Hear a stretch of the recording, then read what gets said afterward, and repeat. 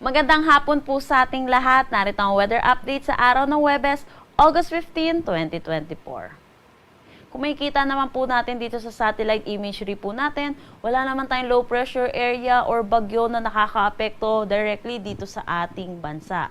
At sa ngayon, southwest monsoon or hanging habagat ang umiiral dito sa may extreme northern Luzon. Bahagya pong humina ang ating southwest monsoon, kaya dito na lang sa Batanes at Babuyan Islands ang makakaranas ng maulap na papawirin na may mga kalat-kalat na pag-ulan. For Metro Manila at malaking bahagi ng ating bansa ay asahan po natin magiging maaliwalas naman ang ating panahon pero mataas po ang tsansa ng mga pag-ulan sa hapon at sa gabi dulot ng mga localized thunderstorm. Kasama na rin po yung mga pag-ulan during madaling araw po natin. Para naman sa magiging panahon natin bukas dito sa Luzon, kung makikita po natin, yung extreme northern Luzon ay patuloy na maaapektuhan ng southwest monsoon at makakaranas pa rin sila ng maulap na papawirin na may mga kalat-kalat na pag-ulan. Pero kung makikita naman po natin sa nalalabing bahagi ay magiging maaliwalas ang panahon. Agwat ng temperatura for Metro Manila, 25 to 33 degrees Celsius. Lawag, 25 to 32. Tugigaraw, 25 to 34 degrees Celsius.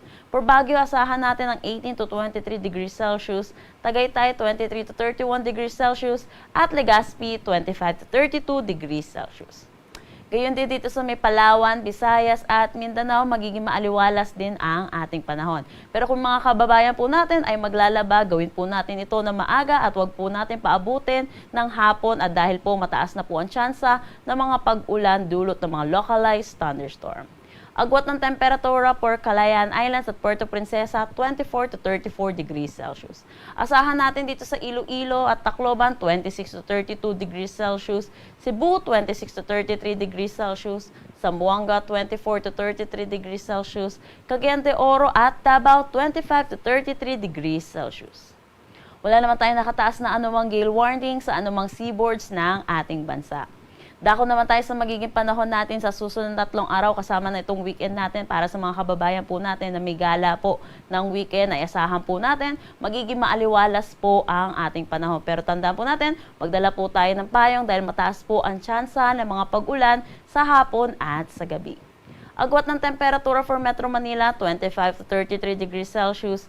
Baguio City, 17 to 23 degrees Celsius. Legazpi City, 25 to 33 degrees Celsius. Para naman sa Visayas, asahan din natin ang generally fair weather na may mga localized thunderstorm sa hapon at sa gabi. Agwat ng temperatura for Metro Cebu, 25 to 33 degrees Celsius. Iloilo City, 24 to 33 degrees Celsius. Tacloban City, 25 to 32 degrees Celsius. Gayon din dito sa Mindanao, asahan po natin magiging maaliwalas ang panahon. Agwat ng temperatura for Metro Davao, 25 to 34 degrees Celsius. Cagayan de Oro, 25 to 33 degrees Celsius. At Zamboanga City, 24 to 34 degrees Celsius.